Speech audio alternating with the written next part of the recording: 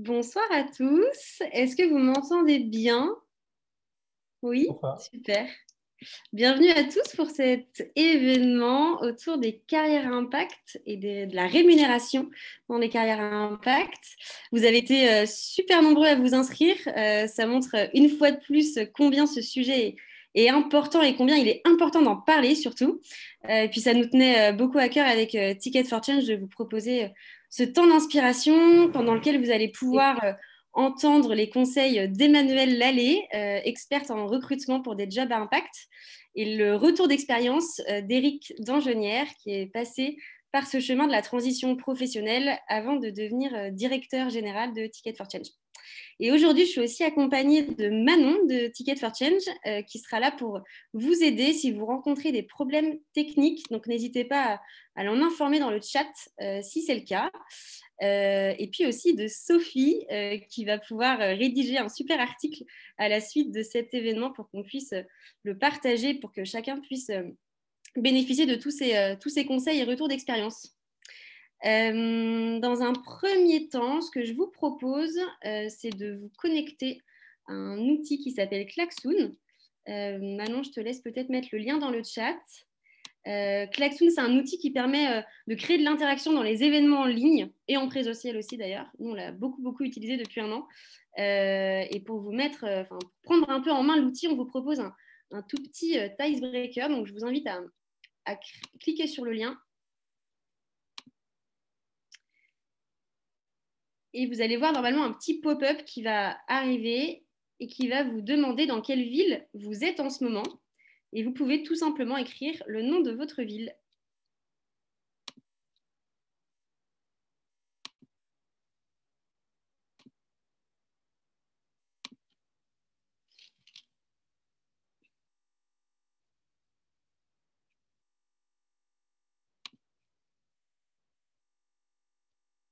N'hésitez pas à nous dire si vous rencontrez des difficultés.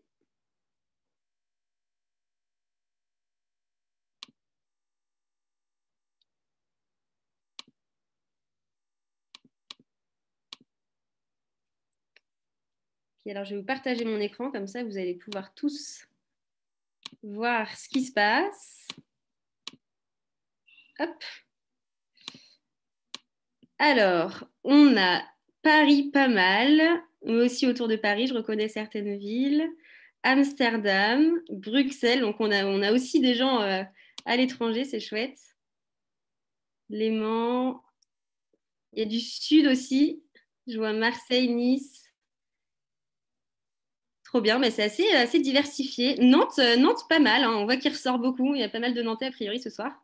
Moi, je viens de Nantes, donc je suis heureuse de voir qu'il y a des Nantais avec nous. Trop bien. Merci beaucoup. Vous allez voir que cet outil, on va le réutiliser pendant le temps là, d'une heure qu'on a ensemble, notamment pour poser vos questions. Je vous redirai comment ça fonctionne juste après. Je garde le partage d'écran pour vous partager une rapide présentation de Ticket for Change pour ceux qui ne connaîtraient pas Ticket for Change. Je vais être très rapide.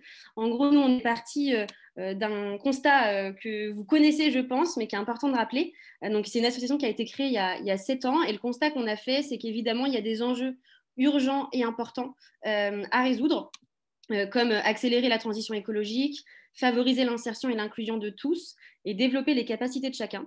Donc ça, ce sont des constats qui ne sont pas hyper positifs, mais heureusement, on a deux super opportunités en face de ces constats.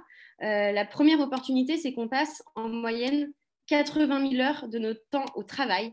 Et donc, nous, on se dit que ces 80 000 heures pourraient être mises au service de la résolution de nos grands enjeux de société.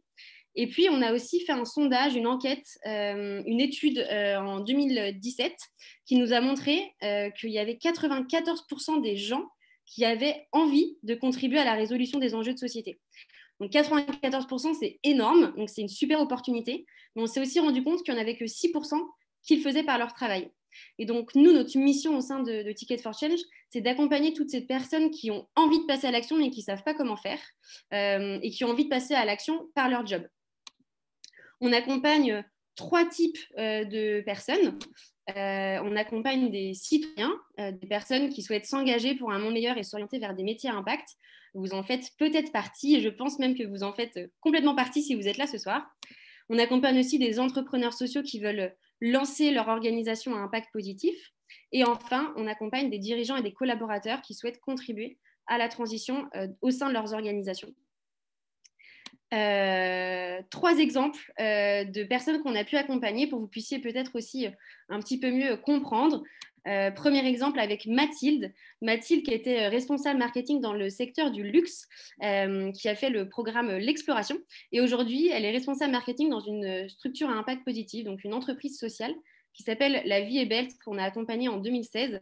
La Vie est belle, c'est une entreprise qui recycle les pneus de vélo pour en faire des ceintures.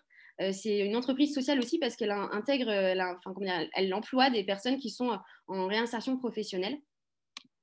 Le deuxième profil d'entrepreneur, du coup, c'est François et Julie de Yuka. Vous connaissez peut-être cette application qui maintenant a, je crois, 23 millions d'utilisateurs. On n'a pas mis à jour ce petit chiffre qui grandit vite. Donc Yuka, l'application mobile qui permet de scanner les produits alimentaires dans les grandes surfaces pour pouvoir savoir s'ils sont bons ou pas pour votre santé. Et enfin, on a accompagné Sophie qui travaille au sein de Noroto. Et Sophie, elle est intrapreneur, c'est-à-dire qu'elle a monté un projet à impact positif au sein de son organisation. Elle a monté, elle, de son côté, donc Manahara, qui est un programme d'aide aux personnes en précarité pour entretenir ou changer leur véhicule. Voilà ce que j'avais envie de vous partager juste en rapide présentation.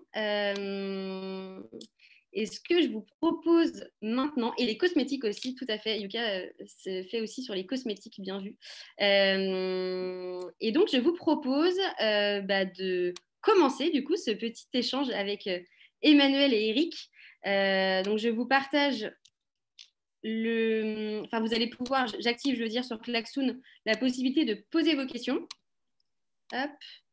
Donc là, normalement, vous allez pouvoir voir un petit écran sur Klaxoon qui dit posez vos questions. L'avantage d'utiliser Klaxoon pour poser vos questions, c'est qu'en fait, vous allez pouvoir voter pour les questions que vous avez envie qu'on aborde, parce qu'il y en aura peut-être beaucoup, on ne pourra peut-être pas tout aborder. Et du coup, vous allez pouvoir tout simplement poser vos questions et voter pour celles qui vous intéressent le plus. Donc là, on va prendre un petit temps de 20-25 minutes en interview, et puis ensuite, vous allez pouvoir poser toutes vos questions. Donc, j'accueille du coup Emmanuel et Eric. Merci d'être avec nous ce soir. Bonsoir à tous. Bonsoir à tous. On est trop content de vous avoir. Est-ce que vous pouvez vous présenter en quelques mots chacun pour qu'on puisse savoir un peu qui vous êtes? Je te laisse commencer, Eric. Si tu veux, Emma, ok.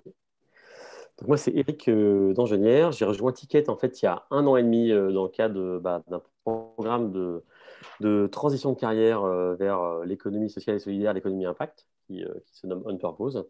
Et j'ai eu la chance en fait de pouvoir rejoindre définitivement Ticket après 6 mois de mission où j'ai pris le rôle, alors je ne suis pas directeur général, mais je dis un rôle de direction générale, puisqu'on est dans une gouvernance partagée chez Ticket for Change, donc c'est une structure horizontale, donc il n'y a pas de directeur, il n'y a pas de responsable, mais c'est un rôle de direction générale puisque j'ai un rôle de coordination stratégique, gouvernance et également de pilotage financier aujourd'hui. Et je venais d'un monde totalement différent avant, parce qu'avant j'étais directeur éditorial dans l'édition, et je venais encore d'un monde différent avant, parce qu'avant j'étais ingénieur agronome et voilà, j'avais travaillé sur des problématiques de traçabilité alimentaire, donc j'ai eu l'occasion de faire deux reconversions un peu radicales dans mon parcours professionnel. Voilà. C'est à toi. Et donc, merci. Et donc, moi, Emmanuel, j'ai moi-même fait ma transition professionnelle. Pendant une dizaine d'années, j'ai été ce qu'on appelle chasseuse de tête. Je mets des guillemets parce que j'ai jamais trop aimé le mot.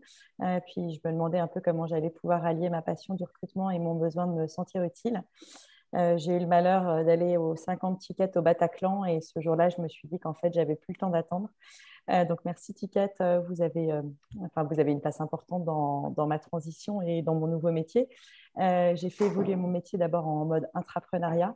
Et puis plus récemment, il y a 9 mois, il y a 1 an, j'ai rejoint le programme entrepreneur de Ticket. Et puis il y a 9 mois, j'ai créé une entreprise de l'économie sociale et solidaire qui s'appelle Talent et Impact, qui fait du conseil RH et du recrutement. Et c'est dédié à la transition sociétale. Trop bien, merci à tous les deux. Alors, quand on a préparé un petit peu cet échange, évidemment, on s'est rendu compte qu'on faisait tous le même constat, c'est qu'on ne parle pas assez de ces sujets de rémunération quand on s'intéresse aux métiers à impact positif, aux carrières à impact. D'après vous, pourquoi c'est important d'en parler, d'y réfléchir, et pourquoi vous avez eu envie du coup d'être là avec nous ce soir pour échanger? Moi, j'ai l'habitude dans mon quotidien d'accompagner des personnes en transition, en reconversion. Et puis, en fait, le sujet de la rémunération, c'est un sujet un peu récurrent. Alors, c'est rarement le premier sujet, puisque généralement, quand on souhaite s'engager dans l'impact, le sujet du salaire, ce n'est pas le sujet le plus important. Malgré tout, bien souvent, une reconversion vers l'impact, ça se traduit par une baisse de salaire. Et du coup, c'est super important de pouvoir réfléchir à ce qui est juste pour soi. Voilà, j'ai vraiment l'habitude de répondre aux questions et d'essayer d'aider les personnes à trouver la bonne réponse pour eux, puisque c'est un sujet éminemment personnel. Et moi, j'ai envie de dire deux choses peut-être, effectivement, parce que j'ai été confronté à ça. Parce que c'est un des premiers freins que je rencontrais en fait, un peu dans mon envie de transition. Et que du coup, j'ai dû effectivement prendre un peu ce sujet à bras le corps. Et en plus, effectivement, je ne suis pas toujours à l'aise parce que le sujet de rémunération dans l'économie impact, on dit, bon, bah, OK, il y a le sens, on ne peut pas tout avoir, donc on peut pas avoir le sens et la rémunération. Donc, on met ça un peu sous le tapis et je trouve pas ça effectivement très satisfaisant pour ce qu'on représente aujourd'hui l'économie sociale et solidaire, enfin, aussi cette alternative économique que représente aussi ce monde-là et l'économie impact, de se dire, bah, OK, bon, non, la rémunération, voilà, on n'en parle pas, c'est un sujet annexe, voilà, c'est un sujet important et je pense que c'est important aussi qu'on soit capable de le prendre à bras le corps, en fait, en tout cas. Et du coup, sur ce sujet de la rémunération, est-ce que, Emma, par exemple, tu as des outils, des repères à partager pour aider justement les personnes qui sont peut-être là ce soir à définir le salaire qui est adapté au poste qu'ils recherchent dans le secteur de l'ESS? Alors oui, moi j'utilise, j'aime bien parler de seuil psychologique. En fait, j'invite chacun à réfléchir quand on démarre une transition, de se dire, voilà, en fait, si demain on vous présente le job de vos rêves, si ce job de vos rêves n'atteint pas votre seuil psychologique, même si le job est super, que l'équipe est top, en fait, ce ne sera pas le job de vos rêves. Et du coup, pour moi, le seuil psychologique, il est composé vraiment de deux éléments, une dimension assez factuelle, concrètement de combien est-ce que vous avez besoin pour maintenir votre niveau de vie. Donc là, c'est éminemment personnel, hein, ça dépend d'où est-ce que vous habitez, si vous avez des enfants, si vous avez un emprunt, si vous avez des hobbies qui coûtent cher. Et puis une dimension plus psychologique, concrètement, quand on a dépassé la barre des 50, la barre des 80, ou par exemple qu'on a démarré son premier poste à 40, on pourrait avoir la sensation, si on redescend en dessous de ce niveau-là, de ne pas être payé à sa juste valeur. Et du coup, pour moi, c'est vraiment ces deux éléments-là qui peuvent permettre de déterminer son seuil psychologique. Ça ne veut pas dire que c'est le salaire que vous devez forcément annoncer d'emblée, mais en tout cas, c'est pour vous la limite en dessous de laquelle vous savez que vous ne descendrez pas parce que ça assurera pas votre sécurité financière et psychologique. Super, merci beaucoup. Et toi, Eric, est-ce que tu as du coup commencé cette transition professionnelle? J'imagine que c'est une des questions que tu t'es posée. Comment tu t'y es pris? Quel outil peut-être t'as mis en place? La première chose que j'avais fait, c'est effectivement regarder un peu les baromètres existants qui permettent d'indiquer quels sont un peu les salaires un peu de l'ESS. Alors c'est vrai qu'il y a souvent une règle générale, d'ailleurs, les statistiques de l'INSEE disent en général dans l'ESS, on va gagner, le salaire moyen est environ 20% de moins que dans le salaire de l'économie classique.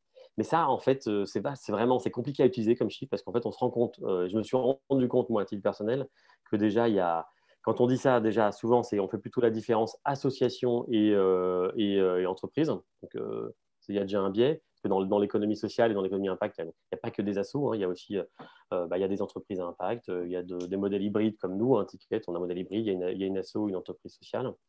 Donc déjà, c'est un peu voilà, c'est un peu faux, ça c'est un peu trop général. Et qu'en plus, effectivement, dans le monde de l'ESS, il y a déjà une telle diversité et que même le salaire aussi un privé classique, par exemple, moi, quand j'ai fait le choix d'aller dans l'édition la première fois, j'étais donc ingénieur, j'avais déjà le choix d'aller dans un secteur qui payait a priori moins que ce qu'en tant qu'ingénieur, à quoi je pouvais prétendre. Donc, et aussi, donc, dans le secteur du privé, je veux dire forcément, si vous êtes dans la finance, ce n'est pas la même chose que si vous êtes dans un autre secteur. Donc, ce n'est pas évident d'utiliser ce chiffre de 20%, même si vous faites de recherche, vous allez avoir ça. Et moi, c'était ça que j'avais en tête.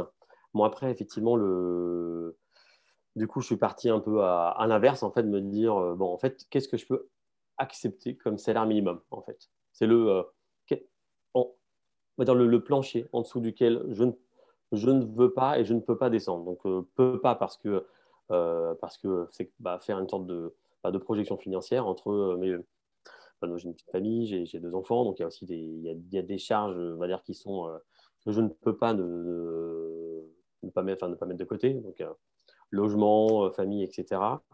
Donc, j'ai fait ça, ce travail-là, pour voir déjà les charges incompressibles. Et après, de voir sur l'autre partie jusqu'où j'étais capable de rogner, peut-être de renoncer à certaines choses qui n'étaient pas le plus important, on va dire, pour moi. Donc, en faisant ce calcul-là, ce n'est pas évident à faire. Hein, je l'ai fait à plusieurs reprises. J'ai fait une première version, peut-être. Après, j'ai attendu un peu de temps. Je l'ai repris. Je me suis réinterrogé. Mais quand même, j'ai fixé à la fin, je me suis dit, bon, OK, j'ai ce salaire minimum-là, c'est le plancher en dessous duquel je dirais non à une opportunité. Parce que si je descends en dessous de ça, c'est-à-dire que, je ne vais pas pouvoir aussi, moi, du coup, je n'étais pas concerné que moi, c'est aussi familialement. Hein, donc, je risque d'engager aussi peut-être d'autres personnes que moi, familialement, dans mon choix. Ce n'est pas ce que je souhaitais. Et aussi, et Emmanuel, ce que tu as dit, hein, c'est aussi l'aspect psychologique. C'est-à-dire, en dessous de ça, aussi, peut-être que psychologiquement, je ne suis pas sûr de bien vivre, en fait, d'être payé. Voilà. Parce que c'est aussi effectivement très important l'impact psychologique que représente le salaire. Voilà. Ce n'est pas juste payer des charges non plus. Il y a aussi c'est une question de valorisation sociale, effectivement, et de reconnaissance de notre valeur, en fait. Et en plus, il y a une question aussi que je m'étais posée, hein, et que je vous invite aussi à vous poser, c'est alors après, ça dépend de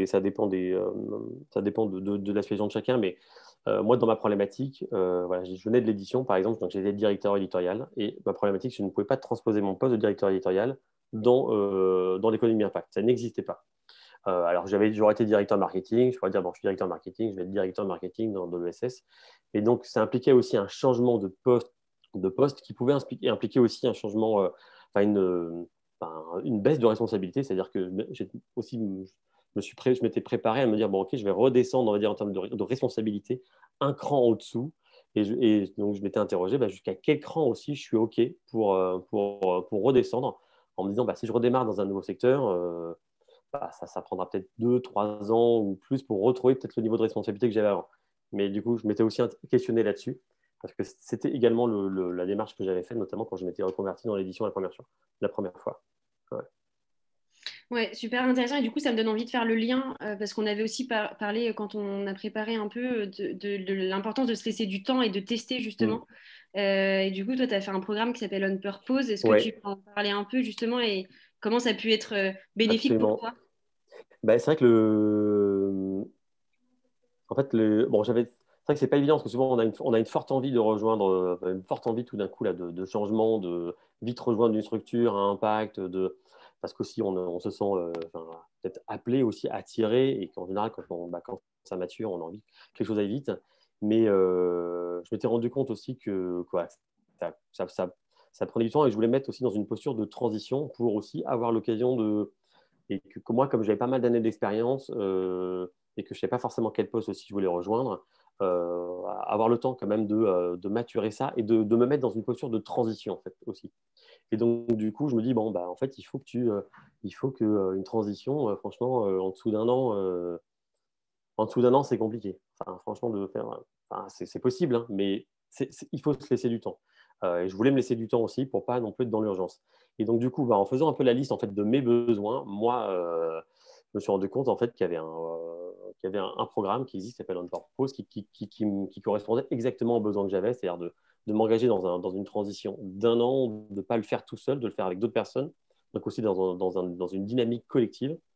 Et aussi, mon troisième besoin, c'était aussi de peut-être pas m'engager tout de suite dans un CDI, de pouvoir aussi réfléchir à ce qu'est mon poste et donc peut-être expérimenter, voilà, arriver dans une structure, d'être dans une mission de 6 mois, dans une posture un peu externe de consultant. Je trouvais ça aussi adapté à mon projet de transition. Ouais. Mm. Ouais. Mais c'est pas évident parce qu'en même temps, on a envie d'aller vite, on a envie que ça aille vite. Et en même temps, je sais que moi, en tout cas, le fait de prendre ce temps-là, c'est de m'autoriser aussi à prendre ce temps-là, parce que c'est souvent, moi, je pense que la première personne en fait, que je devais autoriser à ça, c'était moi, en fait, de me dire que voilà, c'est OK que je prenne ce temps-là. Et puis parfois, familialement, socialement, c'est pas évident aussi. Mais une fois que effectivement, je me suis autorisé à ça, ça a été une grande libération. Et je pense que je me suis mis dans une posture qui permettait au contraire aux opportunités en fait, de se présenter et d'être capable aussi de les saisir en fait. Mm. Super, merci. Et Emmanuel, toi, tu m'as partagé l'autre fois ton ressenti, ta réflexion quand tu entends quelqu'un te dire il faut bien que je puisse gagner ma vie. Est-ce que tu peux nous en dire plus? Ouais, c'est vrai que j'ai eu un électrochoc il y a quelques mois en écoutant quelqu'un me parler et me dire ben, il faut bien que je puisse gagner ma vie. Et en fait, j'ai pris conscience de la violence en fait, de cette expression et de l'absurdité. Et finalement, c'est quand même quelque chose qu'on entend depuis qu'on est tout petit. Et depuis qu'on est tout petit, on nous dit ben, va falloir que tu puisses gagner ta vie, ou comment tu vas faire pour gagner sa vie, ou un tel, il gagne bien sa vie. Et en fait, je me suis amusée à réfléchir, en fait, qu'est-ce que ça fait si on se dit qu'en vrai, sa vie, on l'a déjà. Donc ça, c'est fait, donc c'est extra, en fait, on l'a déjà gagné. Et du coup, le sujet, c'est plutôt ce qu'on a envie de faire avec sa vie, de sa vie. Et du coup, ça décale complètement le sujet de l'argent. Et en fait, moi, j'ai rencontré beaucoup de personnes qui, dans un premier temps, n'avaient pas forcément été sur des voies qui pouvaient pourtant être une évidence, notamment parce qu'on leur disait ben, c'est pas possible, tu gagneras pas bien ta vie. Et le jour où en fait elles ont écouté leur cœur et leur élan, ben, en fait ce sujet d'argent était plus un sujet puisqu'en fait elles faisaient au quotidien quelque chose qui les font vibrer. Et donc elles étaient vraiment dans leur flow et du coup ben, elles étaient bien dans leur vie, quoi. Merci. Et, on s'était questionné aussi sur le mode de vie personnel. Donc, vous en avez déjà un petit peu parlé. Est-ce que vous pouvez nous en dire un peu plus sur le fait que réfléchir à sa rémunération, ça implique aussi de potentiellement remettre en question son mode de vie personnel, ses croyances, de déconstruire un statut. Est-ce que vous voulez partager un petit peu votre vision des choses là-dessus?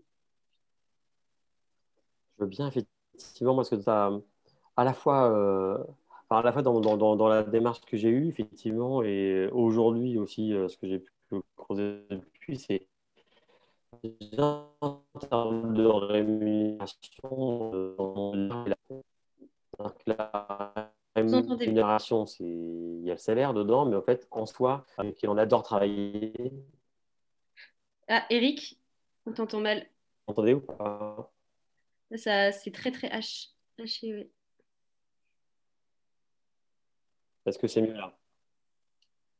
Ça a l'air un peu mieux. On te revoit Non. déjà. Est-ce que c'est mieux là? Ouais, Ça a l'air un peu mieux? ouais. Ok.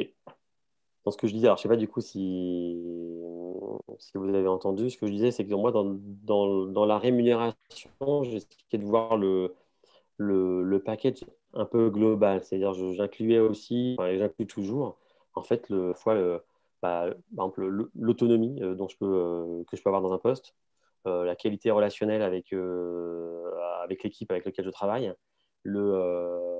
Par exemple, voilà, quand j'ai rejoint l'économie sociale et solidaire, j'avais aussi un souhait qui était de pouvoir, une envie qui était de pouvoir travailler dans une structure qui soit sur un modèle de gouvernance partagée, parce que je voulais expérimenter ça de l'intérieur.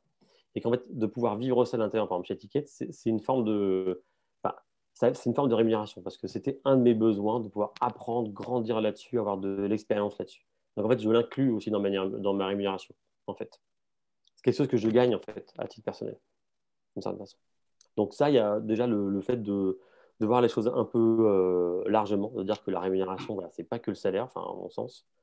Et, un autre point qui aussi que je trouve important, c'est le fait effectivement, bah, quand on parle de mode de vie personnel, c'est aussi de travailler sur, moi ce que j'ai trouvé hyper utile, c'est de travailler aussi vraiment sur ses besoins en fait.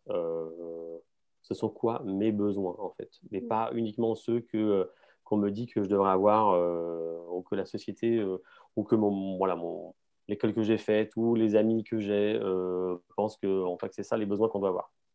Et, et, et ça revenir, effectivement, donc là, c'est ce côté un peu introspectif, de revenir à soi-même, ce qui est important pour nous, ce qui est important aussi pour qu'on continue à grandir. En fait, je pense la vie, c'est le vivant, c'est quelque chose qui doit être toujours en mouvement, qui doit être toujours, on va dire, une impulsion, enfin, qui est toujours en train de grandir. Donc, on a tous besoin de ça, de grandir. Et je pense que moi, je me sens aussi heureux quand je me sens grandir et non pas quand je me sens enfermé. Et, par rapport à ça, effectivement, définir ses propres besoins.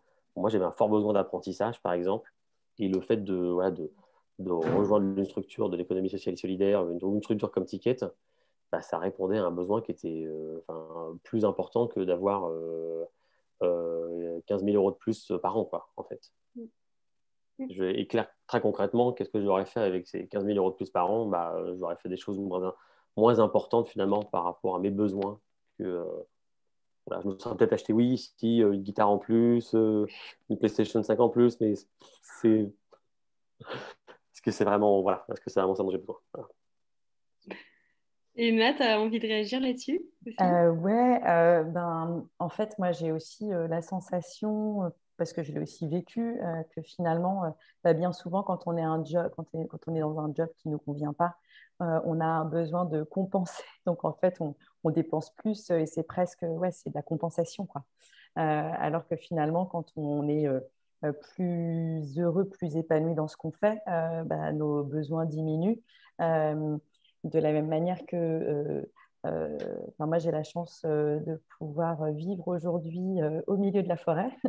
Euh, en fait, je me suis rendu compte que le fait d'avoir aussi changé mon cadre de vie, forcément, ça a fait évoluer ma manière de consommer. Et en fait, je suis tellement bien là où j'habite que j'ai plus envie d'aller au resto. Alors, ça ne veut pas dire que je veux plus jamais aller au resto et je suis bien contente d'aller boire des coups de temps en temps. Mais c'est simplement de se dire que parfois, en faisant un pas de côté et en acceptant aussi de regarder un peu différemment sa manière de vivre, on se rend compte que finalement, on peut être mieux, se sentir plus épanoui, plus à sa place en étant un peu ailleurs. Et moi, typiquement, je sais que mon cadre de vie et ma reconversion professionnelle, elles sont liées au Covid. Puisque c'est au moment du premier confinement que je suis partie m'installer au milieu de la forêt et que c'est au moment du premier confinement que j'ai décidé de quitter ma boîte pour lancer la mienne. Et je sais que si j'étais restée dans mon appart parisien, j'aurais jamais réussi à prendre ces choix parce que j'aurais eu l'impression qu'en fait, je ne pouvais pas vivre autrement. Au moment où j'étais en pleine nature et que je pouvais me connecter à ce qu'il y a de plus important, parce que finalement, le plus important, je l'avais à ce moment-là, ça m'a permis de me dire qu'en fait, j'avais pas grand-chose à perdre. Et je pense qu'on euh, parfois, j'utilise l'image des prisons dorées. En fait, c'est de se dire que on est aussi dans un système de croyances et de conditionnement qui nous donne l'impression qu'en fait, pour être heureux, pour avoir une forme d'existence sociale, il faut avoir un job bien payé dans une grosse boîte et que en fait, après, c'est comme ça qu'on se prend un gros emprunt et puis qu'on commence à avoir un mode de vie qui, du coup, rend ensuite les reconversions super compliquées. Et c'est vrai que moi, dans ma vie d'avant, pendant 10 ans, j'ai recruté pour la banque assurance. Donc, je passais mon temps à rencontrer des gens qui n'avaient pas l'air très heureux, très épanouis. Et moi, j'ai essayé de leur faire prendre conscience qu'ils avaient la possibilité de ne pas subir, en fait, de choisir un job qui leur convenait mieux. En fait, je me rendais compte qu'ils étaient tellement dans des prisons dorées que même s'ils avaient une partie d'eux qui se rendait compte de ça, ils disaient, non, en fait, je ne pourrais pas. Donc voilà, donc c'est juste aussi de prendre conscience que ouais, on a de fait été conditionné par un certain nombre de choses, mais qu'en fait on peut vraiment bouger et c'est assez. Moi, je suis vraiment émerveillée par le chemin de transformation qu'on a tous et de se dire que l'argent finalement c'est vraiment on en a tous besoin pour vivre, hein, je ne dis pas, mais en tout cas, on a vraiment besoin de bien moins généralement que les habitudes qu'on a prises. Mm.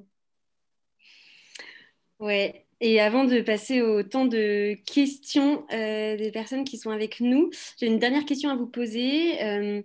Quels sont vos conseils, vous, pour les personnes justement qui n'osent pas forcément parler d'argent quand elles cherchent un job à impact?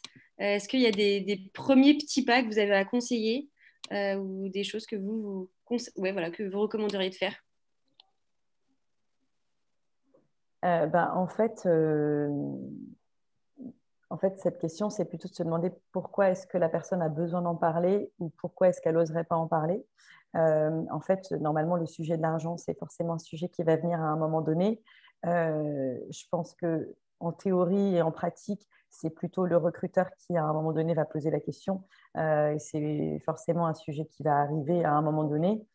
Donc, c'est probablement préférable de ne pas être à l'initiative de ce sujet. En revanche, c'est sûr qu'à un moment donné, si en fin de process, ça arrive forcément.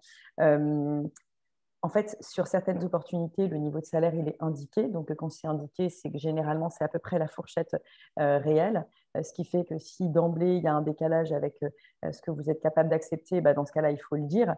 Mais sinon, en général, la question, elle vous est posée. Et du coup, comment répondre à cette question? Moi, je ne conseille pas forcément de parler du seuil psychologique tout de suite parce que sinon, le risque, c'est de ne pas forcément être payé autant qu'on pourrait l'être. Et donc, si vous n'avez absolument aucune indication du niveau de salaire qui est pratiqué dans l'organisation, bah, c'est simplement de dire que bah, voilà, vous vous étiez à temps, vous pensez que bah, vous vous situez plutôt dans cette fourchette-là, mais qu'après vous êtes conscient que parfois il y a des structures où c'est un peu plus bas et que du coup vous êtes ouvert à l'échange à ce sujet-là. En sachant aussi, je ne l'ai pas encore dit, mais c'est vrai qu'une des spécificités de l'économie sociale et solidaire, c'est qu'il n'y a vraiment pas de règles. Donc, les pratiques d'une structure à une autre, elles sont hyper, hyper différentes. Moi, j'ai des ordres de grandeur en fonction des assos, des entrepreneurs sociaux, mais en tout cas, il n'y a vraiment pas de règles. Et donc, c'est pour ça aussi que c'est super important d'avoir identifié ce seuil psychologique et que le moment venu, vous puissiez être en capacité de répondre aux questions.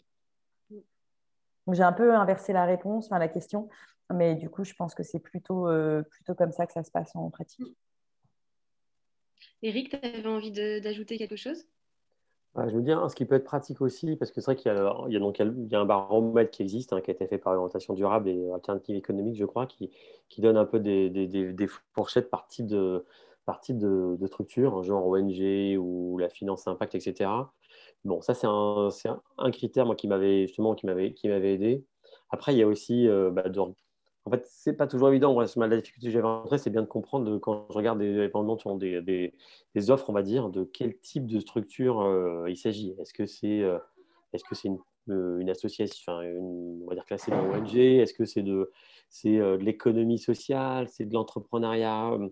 Bon, ça peut être important quand même je trouve, de se familiariser un peu avec ces catégories-là pour voir c'est quoi la diversité des structures dans l'ESS pour pouvoir justement, quand vous regardez peut-être des emplois, repérer, tiens, voilà, ça, on est dans telle catégorie, on est dans telle catégorie, parce qu'effectivement, on va dire, souvent les ONG, c'est souvent, on va dire, souvent là où il n'y a pas forcément les meilleurs salaires, alors qu'effectivement, il y a des entreprises vraiment à impact, donc ou des entreprises à mission qui ont une volonté d'impact, mais qui ont aussi des modèles économiques, je veux dire, pérennes. C'est quand même aussi un des objectifs quand même dans l'économie sociale et solidaire. Un des objectifs qui est important, c'est aussi c'est qu'on soit aussi une vraie alternative économique à ce qu'on va appeler l'économie classique. Donc, si on va être une vraie alternative économique, c'est pas juste penser les plaies, on va dire, de l'économie classique, mais c'est aussi présenter une vraie, un autre modèle, c'est-à-dire montrer aussi qu'une entreprise qui a un modèle économique qui gagne de l'argent et aussi peut se fixer comme mission voire principale aussi d'avoir de l'impact, d'avoir une mission sociale et environnementale en fait. Et pour montrer aussi que ça fonctionne et que ça peut remporter l'adhésion, que ça peut attirer de plus en plus de gens, il faut aussi que ce monde-là aussi traite le salaire comme aussi une question, on va dire, à part entière et normale en fait.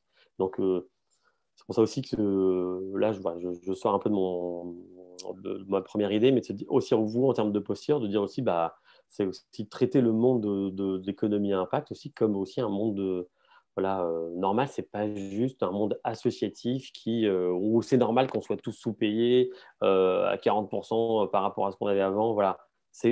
Si on est là-dedans, je veux dire, on n'est pas en train d'inventer le monde de demain avec ça, en fait. On est en train juste de dire, voilà, on essaie de penser de réparer les dégâts d'une économie classique éventuellement. Si on a envie d'incarner une vraie alternative, il faut que l'économie à impact, le ESS demain, soit capable d'attirer les meilleurs talents d'aujourd'hui. Et donc, ça implique aussi que le sujet de la rémunération soit un sujet normal, qui puisse être traité, qui soit affiché dans les offres d'emploi dès le début, qui soit pas mis sous le tapis, quoi. Donc, et qu'on se sente à l'aise aussi par rapport à ça. Donc, je vous encourage aussi à vous sentir à l'aise par rapport à ça aussi. Merci à tous les deux. Je vous propose de vous partager les questions qui ont été les plus votées. N'hésitez pas, vous pouvez continuer de partager vos questions. Alors, on a une première question qui concerne, en fait, quelqu'un dit qu'en effet, les salaires dans l'ESS, vu qu'ils sont plus bas en général, ils ont tendance à être plus attractifs pour une population un peu plus jeune. Est-ce que vous avez des conseils pour des personnes qui ont plus de 10 ans d'expérience, soit dans l'ESS, soit pas? Emma, peut-être que tu as quelques conseils. Bah, en fait, oui, c'est vrai que potentiellement, quand on a moins d'expérience, on pourrait être amené à accepter plus facilement des salaires de l'ESS. Après, c'est sûr que en fait, dans l'ESS, il y a beaucoup moins d'écart de salaire entre le DG et puis les collaborateurs.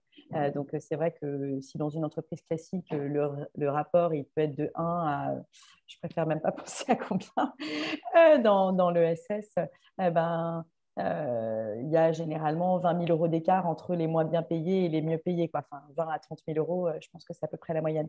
Donc, moi, j'ai quand même pas mal de recrutements sur des fonctions de cadre confirmé, cadre de direction, où on cherche vraiment des personnes qui ont 10-15 ans d'expérience. Et du coup, bien souvent, ça demande à ces personnes de faire de plus importantes concessions quand elles passent du privé à l'ESS. Et elles acceptent ces concessions, je pense, parce que pour toutes les raisons qu'on a pu exposer.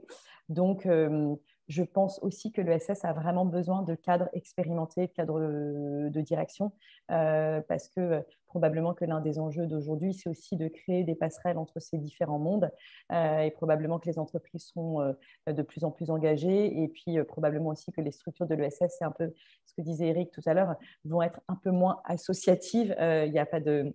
Non, je dis un peu moins associatives, qui en tout cas dans le sens de prendre un peu plus de code du privé, et notamment sur les dimensions de rémunération, on peut espérer que les salaires augmentent un peu dans le temps. Merci Emma pour cette réponse. Je vous propose une autre question. Est-ce que vous avez des exemples concrets de jobs et des salaires qui correspondent ou d'entreprises qui recrutent dans des secteurs à impact? Peut-être aussi que je vais répondre. Vas-y, Eva, je pense que c'est En mieux passé que fait, moi. je pense qu'en moyenne, j'aime bien donner ces repères-là parce que c'est vrai que je pense que ça permet aussi de se projeter. En moyenne, dans les assos et dans les ONG, un DG d'asso d'ONG, il est entre 50 et 70 000 euros. Parfois, dans des très grosses ONG, des très grosses assos, ça peut peut-être monter à 80, 90 000, mais c'est vraiment des très grosses assos et ONG. Donc forcément, si le DG il est entre 50 et 60, du coup, les fonctions qui sont en dessous, donc que ce soit sur du développement commercial, que ce soit sur de la communication, d'autres fonctions support, on va être sur des postes qui vont être entre 35 et 45 en moyenne, sur des fonctions de personnes qui ont entre 3 et 10 ans d'expérience, donc sur des postes de cadre. Ça, c'est vraiment sur la partie asso ONG. Après, il y a les entrepreneurs sociaux, donc des entreprises dont la vocation première n'est pas économique, mais d'avoir un impact social, sociétal ou environnemental.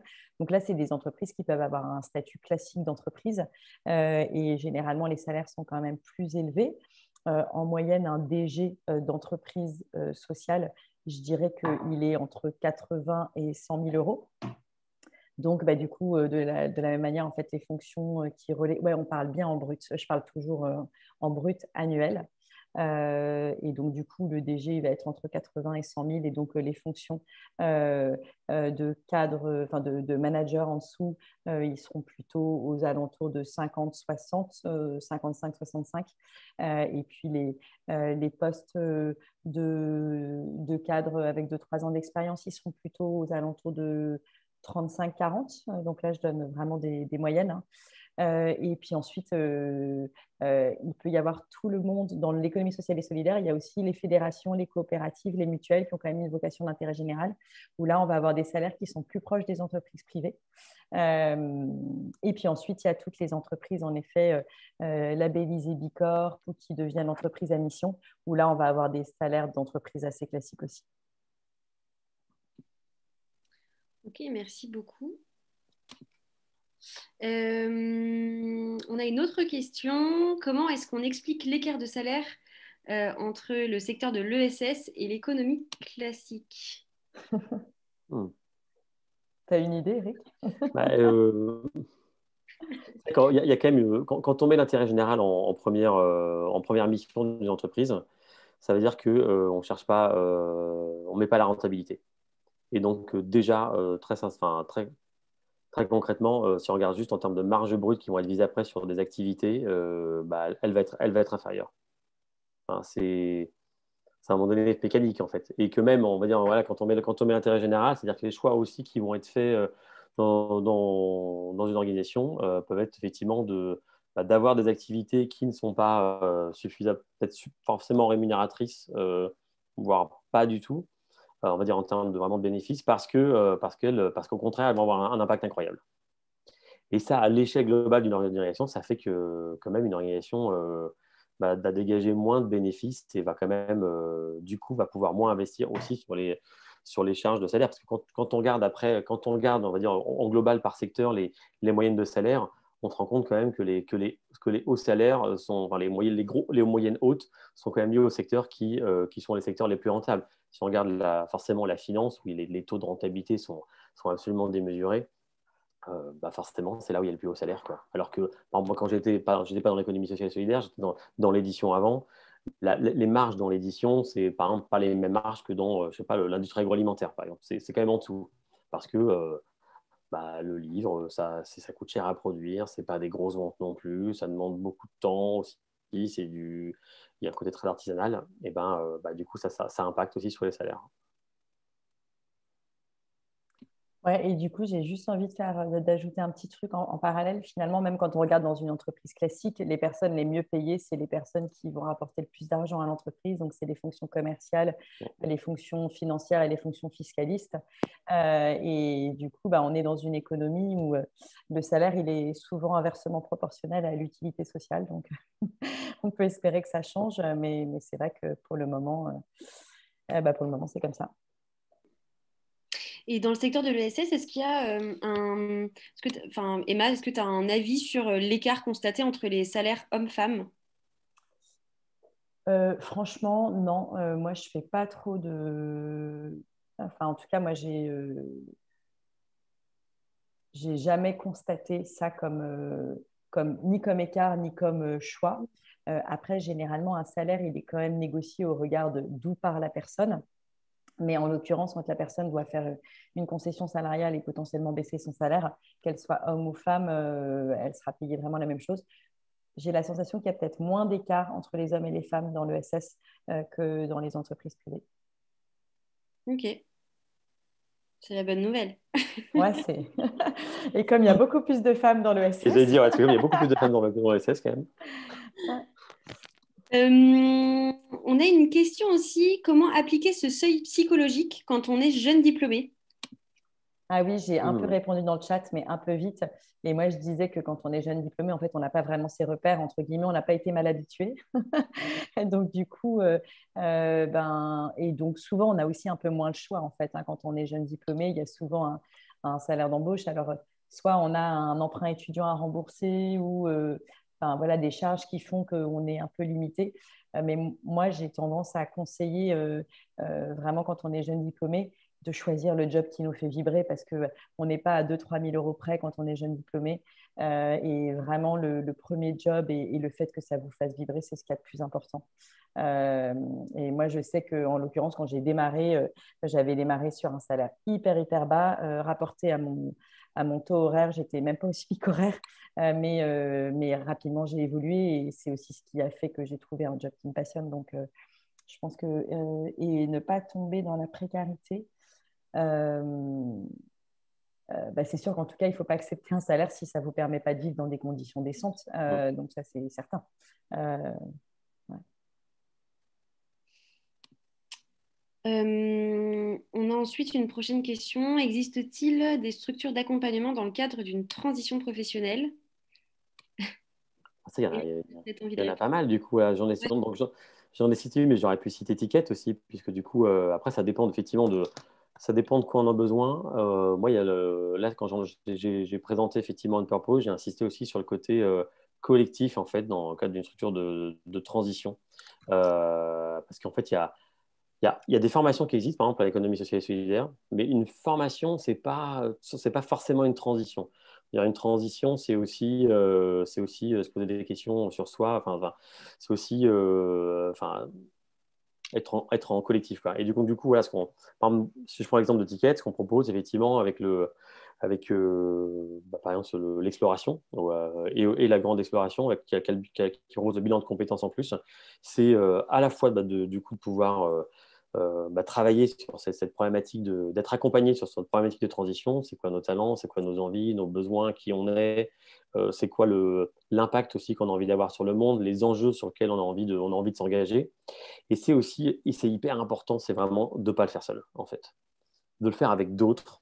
Parce qu'en fait, on est souvent, enfin, après ça dépend, on peut avoir la chance d'être avec d'autres personnes autour de soi qui le font, mais souvent, c'est comme l'économie à l'impact, veut dire, veut dire peut-être que voilà, on quitte un job où en fait nos camarades nos anciens camarades de travail, nos collègues de promo, par exemple, de notre formation, ils ne travaillent pas du tout là-dessus. Familialement, on n'a pas de gens qui travaillent là-dessus, on se retrouve un peu seul et de le faire effectivement à la fois avec d'autres qui partagent les mêmes besoins, les mêmes problématiques que nous.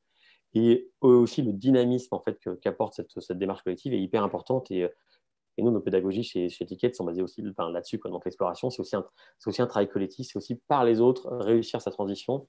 Et on essaie de faire en sorte que les gens puissent garder ce lien après aussi, pas uniquement pendant le moment où ils sont accompagnés là en présentiel ou en visio, mais aussi que ça crée un vrai groupe, un côté communauté. Et voilà, c'est par exemple dans le cas aussi d'Unpurpose, c'est aussi moi ce dont j'ai bénéficié, quoi. Voilà. Et donc là, après, ce qui est important, c'est effectivement bien regarder de quoi on a besoin. Donc il y a des programmes qui sont proposés, qui sont dédiés à l'impact vraiment à l'économie sociale et solidaire. Il y a ce que fait Ticket. Il y a Unpurpose existe également. Il existe aussi des formations. Moi, je m'étais renseigné sur toutes les formations qui existent, des masters, etc. Bon, après, donc ça dépend du besoin qu'on peut avoir. Moi, j'avais déjà fait une école d'ingénieur et j'avais fait une formation. J'avais déjà rajouté un passage en école de commerce quand je m'étais reconverti dans l'édition. Donc, j'avais pas forcément besoin en fait de faire une formation en plus, et ça correspondait pas non plus à mon besoin en fait. J'avais plutôt besoin vraiment d'un accompagnement, on va dire, à ma transition. Et donc, plutôt d'aller vers des acteurs justement de type Ticket ou Unpurpose, quoi, en fait. Ok, merci beaucoup. Je propose peut-être une dernière question parce qu'il y en a une que j'avais passée sans faire exprès et je ne la retrouve pas. Ah oui, oui. Au-delà du salaire plus bas, avez-vous observé des idées reçues qui s'avèrent fausses lors d'un switch d'un business classique vers l'ESS? N'y a-t-il pas parfois un décalage culturel? Je commence et puis peut-être que Vas-y. tu complètes, Oui. Eric. En fait, moi, je pense que c'est super important de se dire que c'est pas parce qu'on va basculer dans l'ESS que, en fait, on arrive dans le monde des bisounours. En fait, il n'y a pas de monde parfait, il n'y a pas d'organisation parfaite. Et donc, du coup, je pense que le risque, c'est quand, en fait, on idéalise trop quelque chose, quand on a des attentes qui sont peut-être trop élevées. Et puis, en fait, moi, je pense que le plus important quand on démarre une démarche de reconversion, c'est avant tout de faire du travail sur soi pour bien comprendre quel est son besoin, pourquoi est-ce qu'on a ce sentiment-là, qu'est-ce qu'on cherche absolument, et puis aussi de bien comprendre quels sont les facteurs qui vont nous permettre d'être épanouis. Parce qu'en fait, il n'y a pas d'organisation parfaite. En revanche, moi, je suis profondément convaincue que le plus important, c'est de trouver les bonnes personnes, la bonne culture, bien sûr le poste, mais en fait, c'est un ensemble de choses qui vont faire qu'on va se sentir épanoui. Et en fait, parmi les croyances et les conditionnements dont on parlait tout à l'heure, il y a quand même le fait qu'en France, bien souvent, on essaye de faire rentrer les gens dans des cases. Et du coup, soi-même, quand on cherche un job, on se met aussi dans une posture de se dire, d'essayer de rentrer dans un costume qui n'est pas forcément taillé pour soi, ou de se dire, si, moi, je suis faite pour ça. Et en fait, je trouve que c'est hyper important d'inverser la manière de fonctionner pour se dire, OK, en fait, est-ce que ce poste, est-ce que cette équipe, est-ce que cette structure, c'est vraiment celle qui vont me permettre d'être épanouie. Donc, du coup, je pense que je ne sais pas si c'est une idée reçue, mais en tout cas, c'est juste de se dire que dans l'économie sociale et solidaire, comme dans les entreprises, il y a des organisations qui sont déviantes. L'herbe n'est pas forcément plus verte. En revanche, il y a probablement la possibilité de trouver des organisations qui ont des missions, des valeurs qui sont parfois plus en adéquation avec les siennes. Et c'est pour ça que, du coup, c'est super important d'avoir bien compris quels sont nos propres besoins, quoi. Eric, tu voulais ajouter quelque chose ou c'est bon pour toi? Je suis très aligné avec tout ce que tu as dit. Peut-être un truc que j'avais envie d'ajouter qui m'a été utile, c'est qu'effectivement, en lien avec l'idée de, voilà, d'idéaliser l'économie sexuelle et solidaire. Voilà. En fait, je pense que c'est important, c'est de pas être dans une posture de dire on veut fuir quelque chose qui ne nous plaît pas. Mais en fait, il faut avoir envie de rejoindre quelque chose de nouveau plutôt. Donc pas parce qu'effectivement, si on est dans une posture de fuite, de faire cesser une situation dans laquelle on n'est pas bien, on n'est pas aligné, qui ne nous convient pas, ben on se met dans une posture où on risque d'idéaliser et deux aussi d'accepter n'importe quoi en fait. D'accepter des trucs qui ne nous conviennent pas, où on n'est peut-être pas aligné sur les valeurs. Donc je pense qu'effectivement, moi j'ai ressenti ça lors de ma transition. À un moment donné, j'en avais marre, effectivement, j'avais envie de changer, mais je me suis dit, il ne faut pas que je sois dans cette énergie de peut-être de fuir une situation qui ne me convient plus. Il faut que je sois surtout dans une dynamique positive de vouloir rejoindre pour les bonnes raisons, parce qu'en fait, ça match entre mes besoins, ce que je suis, ce que j'ai envie de découvrir, et l'impact que j'ai envie d'avoir, que ça matche avec demain une organisation, en fait. Et d'où aussi l'importance, comme on a dit, effectivement, aussi de prendre le temps, parce que du coup, quand on veut fuir un truc, bah, on va être encouragé à vouloir trouver une solution rapide. Et peut-être, comme tu l'as constaté parfois, Emma, je pense à dire je suis prêt à baisser mon salaire par 2, par 3, juste pour pouvoir aller juste me sortir dans une situation qui ne me plaît plus, en fait. Et de se dire, forcément, ça va être mieux parce que c'est l'ESS, voilà. Trop bien. Et bien, écoutez, pour terminer, donc il nous reste 5 minutes. Je vous propose un mini temps de 2 minutes. Je vais vous partager sur Klaxoon toujours. Donc là, j'ai lancé une petite activité qui s'appelle l'atelier 4M. Je vous propose de prendre 2 minutes avec vous-même pour faire petite prise de hauteur sur tout ce que vous venez d'entendre et ce que ça vous donne envie de faire. Vous avez la petite catégorie mémorable, qu'est-ce qui vous a marqué pendant cet événement, qu'est-ce que ça vous a donné envie de faire avec la catégorie motivation, vos prochains pas concrets. Et puis la mine d'or, si vous avez des ressources inspirantes à partager, comme ça a été le cas dans le chat déjà à plein de reprises, mais aussi pourquoi pas plus globalement sur les carrières à impact, n'hésitez pas à les partager directement dans le Klaxoon et on vous fera un petit mail récap pour que vous puissiez avoir tous ces éléments-là à la suite de l'événement. Donc, je vous laisse 2 minutes en musique et à la fin, on se quittera avec quelques ressources pour continuer, pour aller plus loin de votre côté sur ces sujets. Et on va faire ça en musique.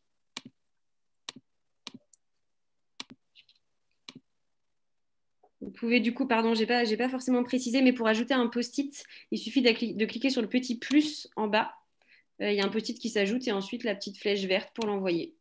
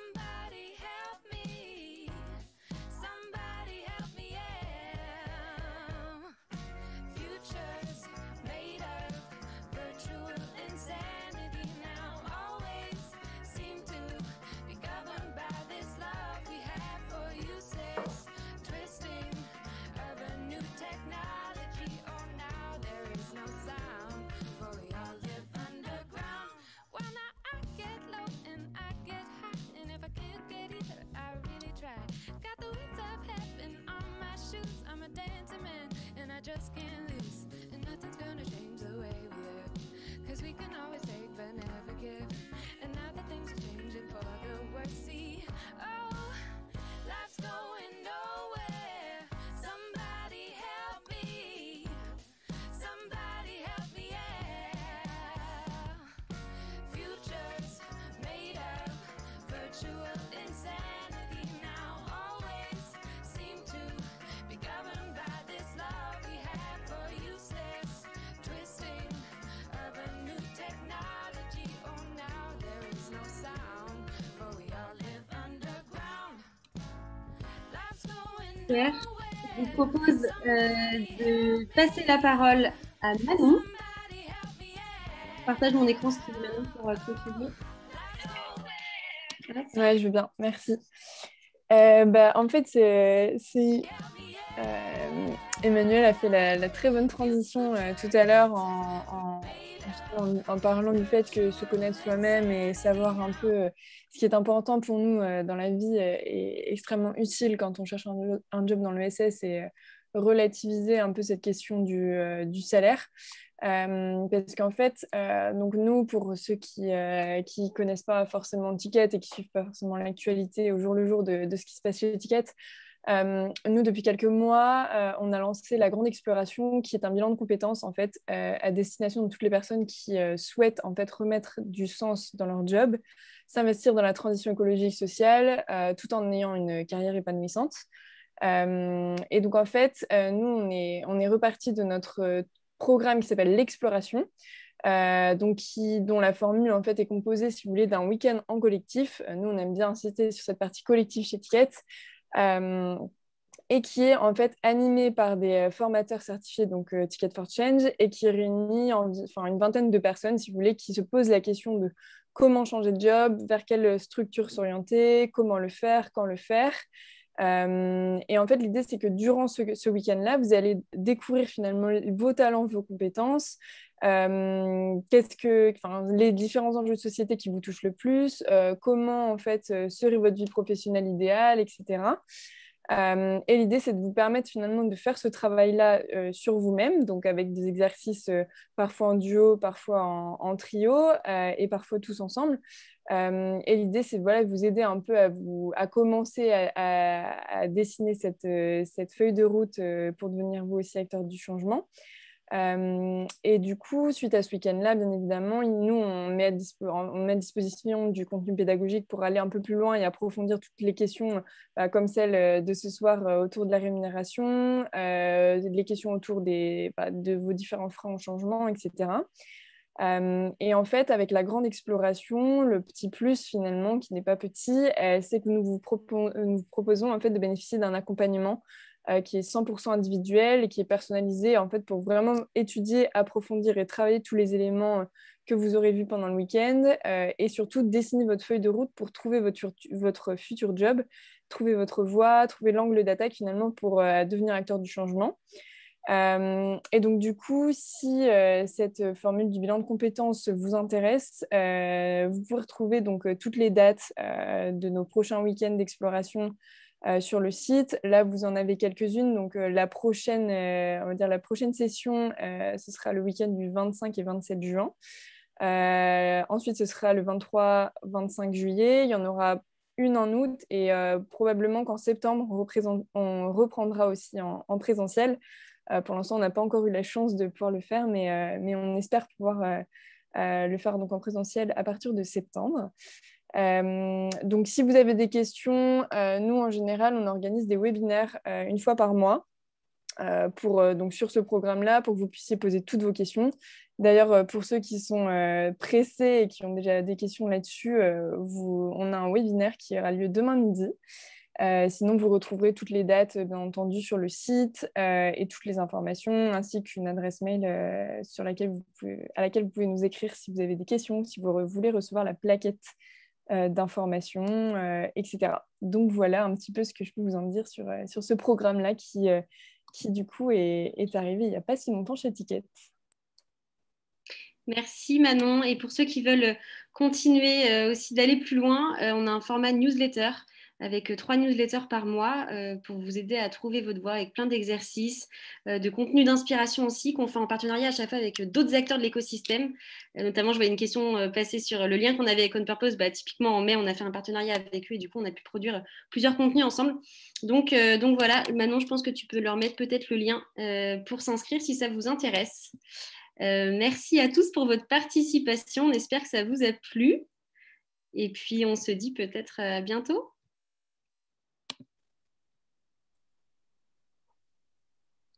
À bientôt. Au revoir, à bientôt. Et Merci beaucoup. pour votre participation. Merci beaucoup. Merci beaucoup. Merci, à bientôt. Bonne soirée à tous. Merci, à Bye bye. bientôt.